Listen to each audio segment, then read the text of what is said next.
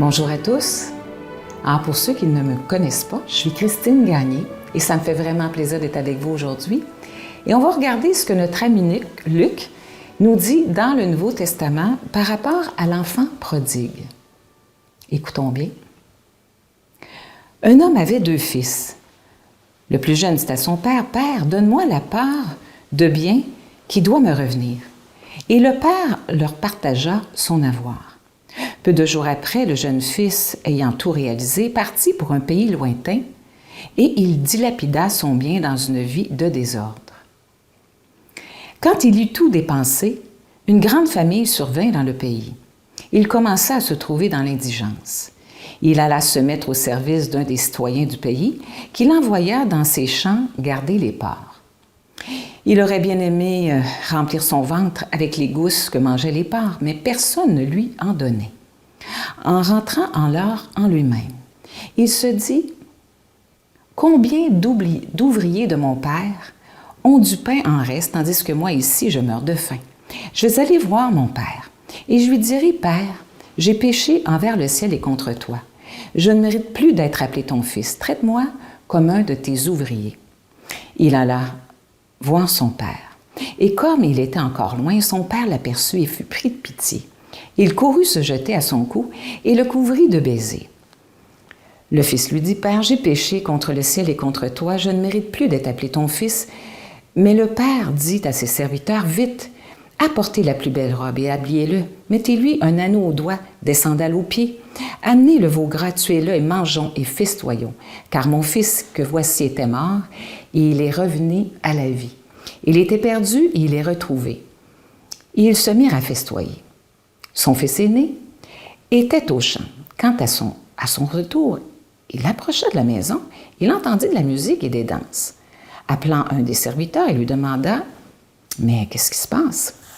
C'est ton frère qui est arrivé et ton père a tué le veau gras. » Alors il se mit en colère. Il ne voulait pas entrer. Son père alors sortit et lui pria d'entrer.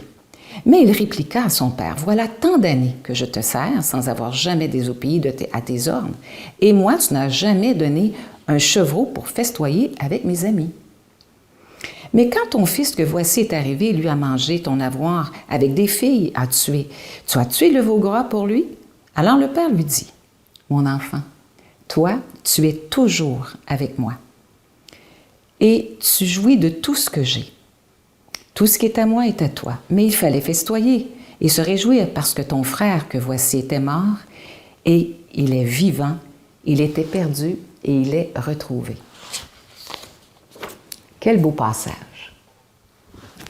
Et on peut tous et chacun se retrouver à la fois dans le Père, dans le Fils aîné et dans l'enfant prodigue. Selon les circonstances, les événements de nos vies, on est à la fois l'un et l'autre. Ça peut être la même chose aussi dans nos relations avec les personnes. On peut jouer le rôle d'un père, d'un fils qui était perdu, qui a quitté la maison et qui veut revenir, ou d'un fils aîné qui n'est jamais parti. Lequel a la meilleure part, vous pensez? On va commencer par le fils prodigue. Il voulait faire son plan. Et ça nous arrive-tu, tous et chacun, de vouloir faire notre plan? De prendre la décision de faire un choix, de l'assumer et de quitter.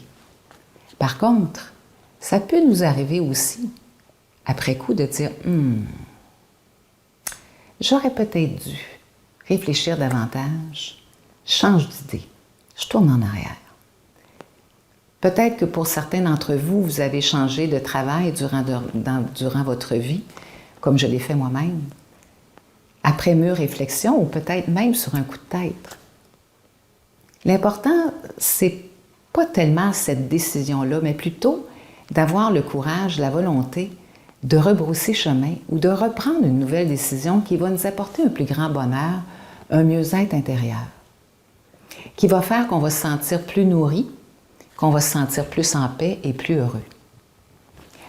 L'enfant prodigue nous donne une belle leçon d'humilité. Est-ce que moi j'ai cette humilité-là devant les soi-disant erreurs que j'ai faites dans ma vie? C'est tellement plus simple de se relever, d'oser apporter un changement et surtout de donner de la meilleure partie que nous sommes, et nous savons que nous avons été créés à l'image et à la ressemblance de Dieu.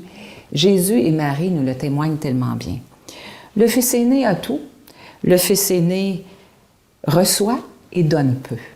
Et au moment où il pourrait donner de l'amour à son frère, il est choqué, il se sent troublé et surtout biaisé.